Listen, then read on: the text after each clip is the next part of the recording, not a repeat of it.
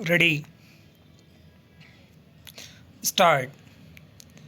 हमें उन लोगों के पास रहना चाहिए जो महत्वाकांक्षा को प्रबल और संयमित बनाते हैं, जो नियंत्रण और अनुशासन रखते हैं, जो सोचने, अनुभव करने के लिए बाध्य करते हैं। उन्हीं लोगों की संगति श्रेष्ठ है जो निरंतर प्रेरणा के स्रोत बने रहते हैं। हम में से बहुत से व्यक्ति ऐसे मूढ़ होते हैं कि उनकी भावनाओं में कभी कुछ कर डालने की लहर ही नहीं उठती। वे जीवन में कभी भी अपनी महत्वाकांक्षा अर्थात तमन्ना को नहीं जान सकते जब तक कि बिल्कुल बूढ़े और शक्तिहीन न हो जाएं। उस समय वे हाथ मलते रह जाते हैं क्योंकि उनकी ताकत जवाब दे चुकी होती है। अतएव यह आवश्यक है कि यौवनावस्था में ही हम अपनी वास्तविक महत्वाकांक्षा को पहचान अंतर्मन से उसकी प्रेरणा पाकर आंदोलित हों, उसे पूर्ण करने में जुट जाएं।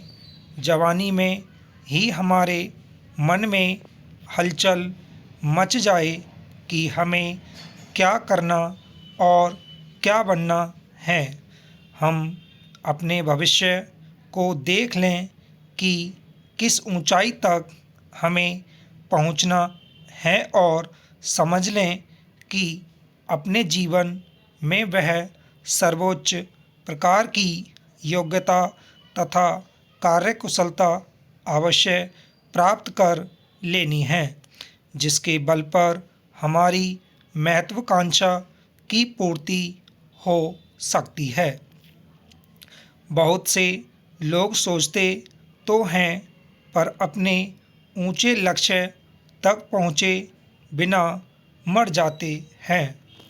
कारण वे अपनी योग्यता तथा कार्यकुशलता का विकास उसी अनुपात में करने का कभी प्रयत्न नहीं करते जिस अनुपात से कार्य महत्वपूर्ण होता है।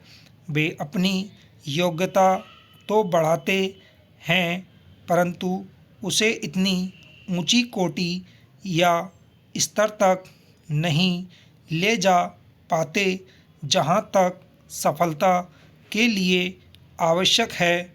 उनके जीवन क्षेत्र का बहुत सा भाग बिना हल चलाए रह जाता है। फिर भारी उपज कहाँ से हो।